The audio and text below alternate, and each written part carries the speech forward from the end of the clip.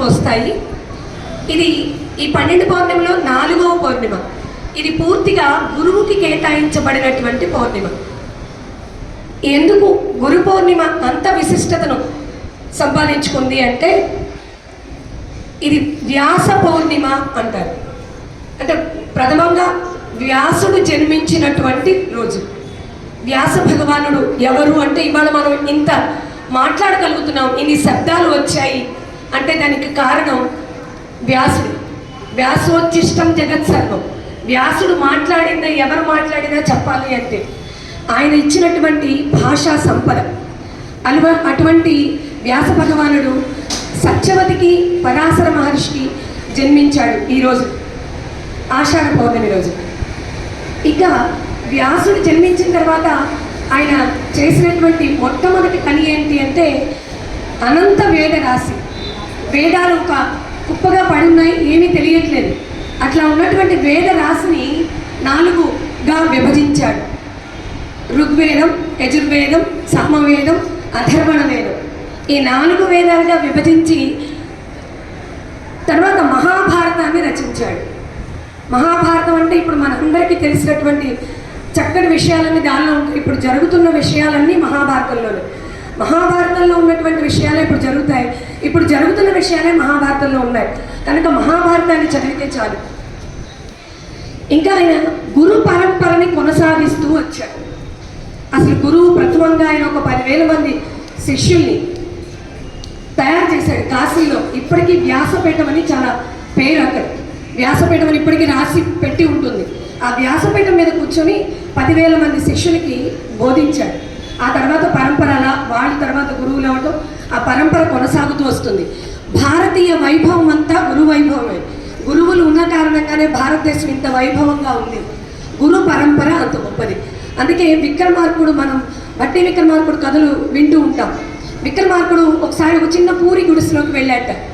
వెళ్తే బట్టి అడిగేట, ఏంటి ఆ పూరి గుడిసెలోకి వెళ్ళి నువ్వు రాజువి నమస్కరించి వస్తున్నావు అని అడిగితే దానికి ఆయన సమాధానం చెప్పేట, గురువు చాలా గొప్పవాడు. గురువుకి ఉన్నటువంటి స్థితి మనం ఎంత గొప్ప రాజైనా, దేశానికి రాజు అవనివ్వండి, లేకపోతే డాక్టర్ అవనివ్వండి, కలెక్టర్ అవనివ్వండి, గురువు గారు వస్తే లేచి నిలబడవలసింది. గురువు అంత గొప్ప ఉన్నత స్థితిలో ఉన్నటువంటి వాడు గురువు. ఎందుకంటే అంధకారం, చీకట్లో ఉంటారు. చీకటి అంటే మనకు కనిపించేటువంటి డార్క్నెస్ కాదు, ఏమీ తెలియనటువంటి స్థితిలో ఉన్న వాళ్ళకి గురువు బోధిస్తాడు. కనుక గురువు చాలా గొప్పవాడు. మీకు మంచి కథ చెప్తాను నేను. ఏంటి అంటే ఒకసారి 2 పిల్లలు ఆడుకుంటున్నారు ఒక పాఠశాల ముందు. ఆడుకుంటూ ఉంటే అక్కడికి వచ్చినటువంటి ఒక పెద్ద ఆయన పిలిచారు. ఏంటయ్యా ఇద్దరు ఆడుకుంటున్నారు, మీ గురువు గారు రాలేదా, క్లాసు జరగట్లేదా అని అడిగారు. అడిగితే దానిలో ఒక విద్యార్థి ఏం చెప్పాడు, మా గురువు గారు రాలేదండి అన్నాడు.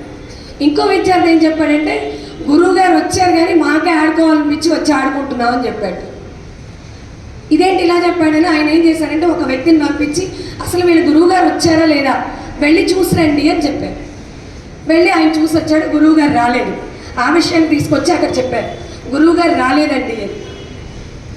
ఆ పిల్లలిద్దరిని పిలిచి ఈ పిల్లవాడు కరెక్టే చెప్పాడు, గురువు గారు రాలేదని, నువ్వెందుకు గురువు గారు వచ్చారని అబద్ధం చెప్పావు అంటే దానికి ఆ శిష్యుడు చెప్పినటువంటి సమాధానం ఏంటో తెలుసా, గురువు గారు రాలేదండి కరెక్టే, కానీ ఆయన రాలేదు అంటే ఏదో కారణం ఉండి ఉంటుంది.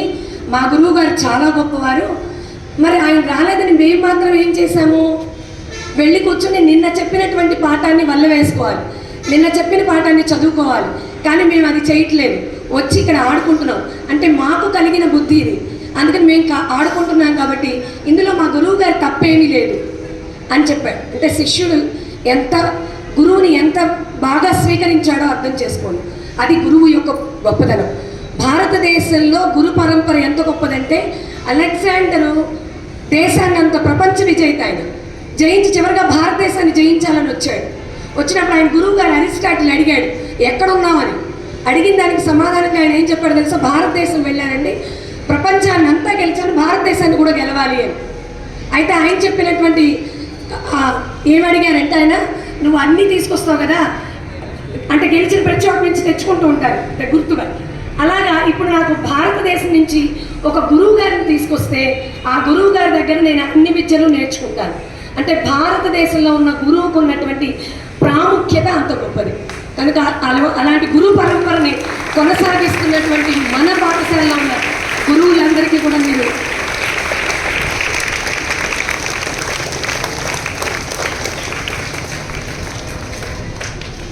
ధన్యవాదాలమ్మా.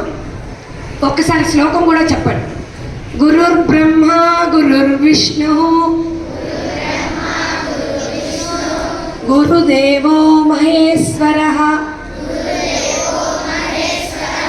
గురు సాక్షాత్ పరబ్రహ్మ తస్మై శ్రీ గురవే నమః. ఇందాక మంచి శ్లోకం చెప్పారు. అజ్ఞాన తిమిరాంధస్య జ్ఞానాంజన శలాకయా చక్షుర్మీలితం యేన తస్మై శ్రీ గురవే నమః. అజ్ఞానం అనేటువంటి అంధకారంలో ఉండిపోయిన వాళ్ళకి గురువు చక్కగా జ్ఞానం అనేటువంటి కాటుకని, చక్షువులు అంటే నేత్రాలు, కళ్ళకి కాటుకని దిద్దినట్టుగా జ్ఞానం అనేటువంటి కాటుకని దిద్దుతాడు. అందుకని గురువు గొప్పవాడు. అందుకని గురువు యొక్క స్థానం ఎప్పటికీ ఉన్నతమైనదే. ఈ గురు పరంపరని కొనసాగిస్తున్నటువంటి గురువులందరికీ మరొకసారి ధన్యవాదాలు తెలియజేసుకుంటూ గురు పౌర్ణిమ శుభాకాంక్షలు.